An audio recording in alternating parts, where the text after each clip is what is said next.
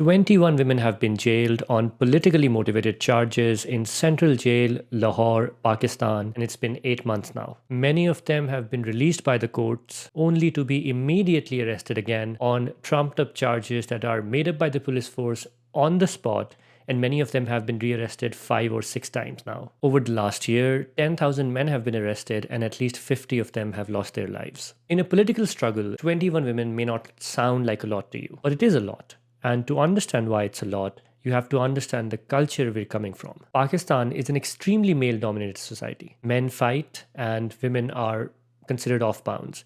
You can't involve them in any attacks. Consider the culture at large. If you put your hand on a woman, then not only will you be shunned by society, considered the scum of the earth, even by your own family, but the woman's family will come after you. You have to be really rich or extremely powerful to get away with it.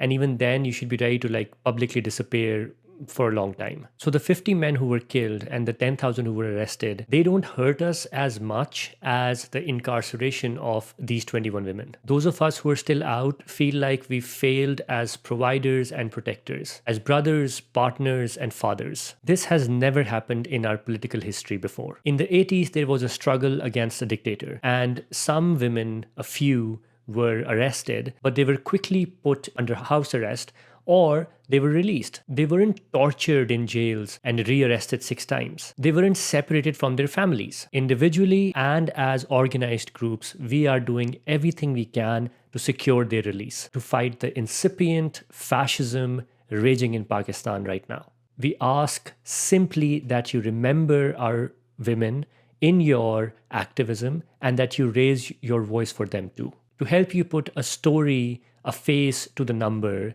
let me tell you the details of some of these women. Alia Hamza was the first woman who got a gold medal in all 4 years of her textile education, did a master's in textile engineering, and became the first woman to head a dyeing textile unit. She served brilliantly as the parliamentary secretary for commerce, textiles, industries, and production. In Pakistan, that sounds like a man's job, and it is. And it was amazing to see her do it. She was the first member of National Assembly to be arrested at gunpoint. The people who arrested her were wearing civilian clothes, so they were not in the police uniform as they should have been. I mean, they shouldn't have been there in the first place. But if somebody does come to arrest you, that should not be somebody in plain clothes. British laws that are outdated, that make no sense about maintaining public order, and anti-terrorism charges were slapped on her. Alia is having heart problems in jail. She was deliberately kept in a cell that was next to a cell with actual criminals, some of which had mental disabilities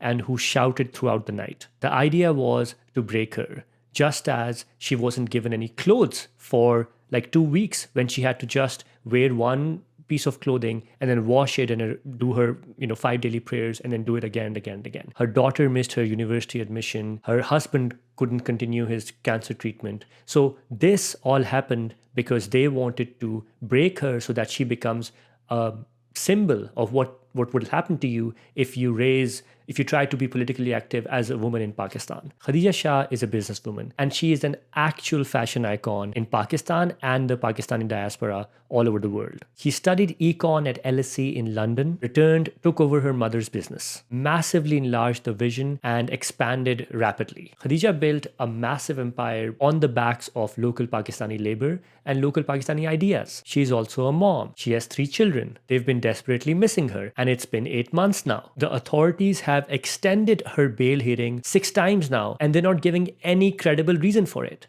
I mean, if she is a criminal, if any of these women are criminals, then do the court cases and punish them. But you're not doing that. You want to keep it in limbo so that you can break them. They're charging Khadija for mutiny against the state. Dr. Yasmin Rashid is a gynecologist who has been in public service since 1998 at least. She saved the province of Punjab with 120 million people from the corona panic. She managed to save the economy while keeping us all safe. I mean, that's one of the big reasons why Pakistan was considered as a beacon of light in the COVID pandemic, and it was recognized by the World Bank. There isn't a single doctor, young or old, in Pakistan who doesn't respect Dr. Yasmin's legacy in healthcare or in the medical profession itself. And yet, none of them have been able to secure her release or do anything for it. Why? because the military of Pakistan is standing in the way. This is a huge battle, and we know we have to fight it ourselves, and we are fighting it ourselves. But I would urge you to become our allies in this fight. And A, raise your voice for these women, and B, please, we need impartial election observers in Pakistan so that we can ensure a free and fair election, so that we can then ensure a free and fair court process for these women in order to secure their release. We are trying to overhaul the system, and we would appreciate help. Please remember these women in your activism efforts and raise your voice for them. Thank you.